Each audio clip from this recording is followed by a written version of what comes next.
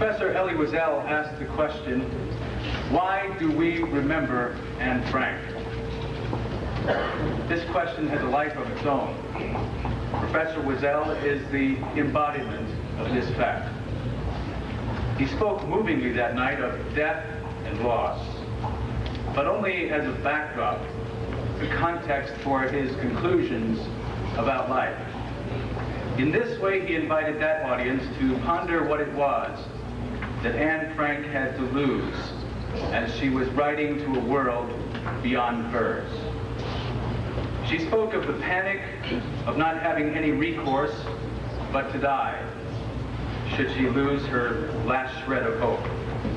Of the fear of not realizing her dreams, surrounded by a world which could not tell her it would be all right. In his understanding of Anne Frank, Professor Wiesel communicated a renewed understanding of the dangerous threat of the weapon of separation, the cruelty of the weapon of fear, that one's very being, individuality, and people will be abandoned, forgotten, because of who they are.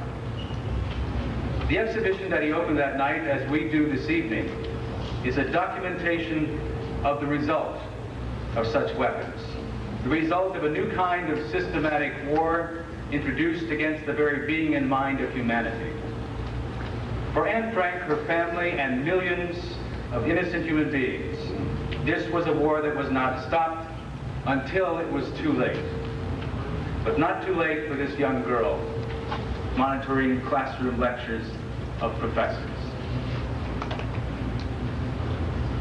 All of these events in our day, in our world, point to the purpose and the message of Anne Frank for our lives. And hopefully the message of this exhibition and Human Rights USA will move us to begin where we live. Set against the carnage of 1929 to 1945, as documented in this exhibition, we are challenged to examine what we know about the difference between the extreme right in America and the old right in the world of Anne Frank. We are drawn to this corner of the world in this moment because it is connected, as we are, to all the moments which have led to and from that cold and brutal spring in the camp of Bergen-Belsen. We understand that Anne Frank's world is our world, and the war against oppression is not over. It is this awareness that permits us in Anne's world to hear the approaching thunder.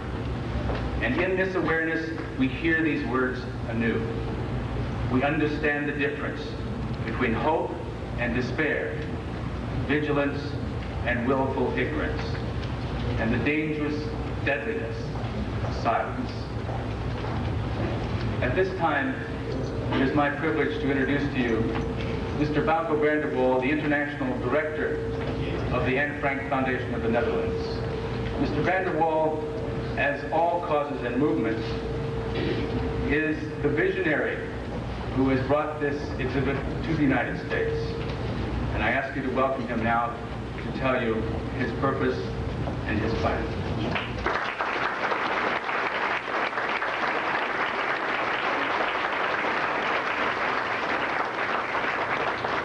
Thank you. The microphone is going on and on. I don't know if you can hear me. Okay. Do you hear me? Yeah, understand me is something else. Okay, I'll try to speak as loud as possible. Lift the mic. Hold it. Okay. Well, I have to crawl down a bit.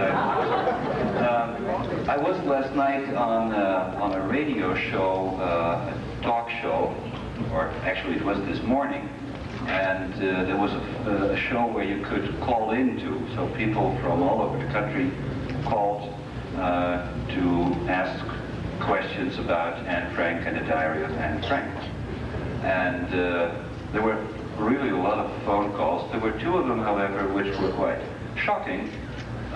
first one was from a certain Joe from Pittsburgh.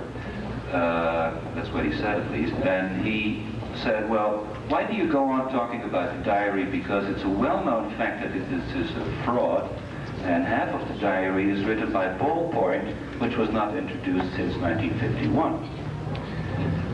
There was also a lady who called and said, well, it's really terrible what happened to the Jews, and I really feel for them, but isn't it time that we should stop talking about it?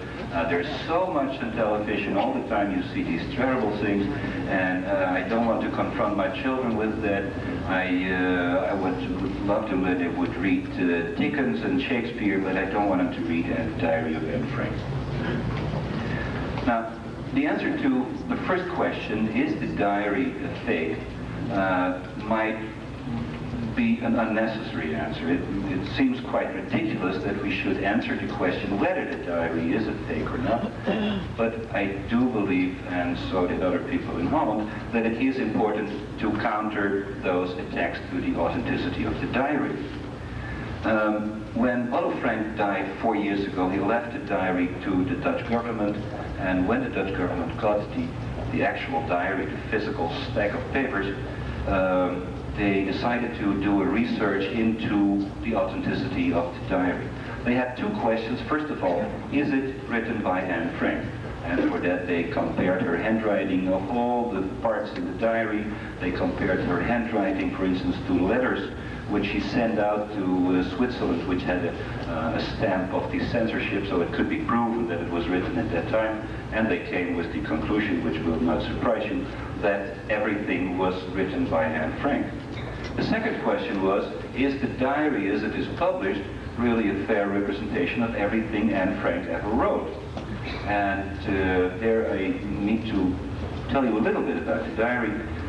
Anne Frank wrote her diaries through the 2 years she was in hiding, but in 1944, early 44, she decided to edit her own diary for publication. There was a broadcast from the Dutch government asking people to keep documents for post-war history writing, and she said, oh, I want to publish my diary, and we'll call it a secret annex, and people would probably believe that it will be a detective story.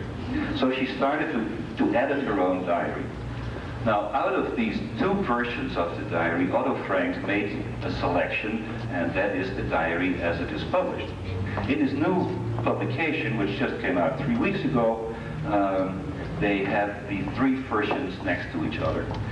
So therefore now everything Anne Frank ever wrote is published. I'm sorry to say that for very few of you it is accessible at this time because it's all in Dutch. But it will be published by Doubleday, hopefully in about half a year here in the United States. There are a few things which Anne Frank left out herself, things where she describes, let's say, would you say that nicely, the physical difference between men and women. Otto Frank left out a few things which he thought would not be nice to people who were still alive at that time. He also left out a few things where she's really quite angry about her mother. He also, and I thought that was very touching, added one thing when she's writing about her aunts, that she loves her aunts. He added and uncles. Anyway, the diary is real. The diary which has been published is a real good representation of the Anne Frank as come out from the rest of the books. Now, why did we have to fight those neo-Nazis? Why are they afraid of Anne Frank? I think that has to do with the second question that was posed by that lady who said, isn't it enough to talk about the diary and the Holocaust?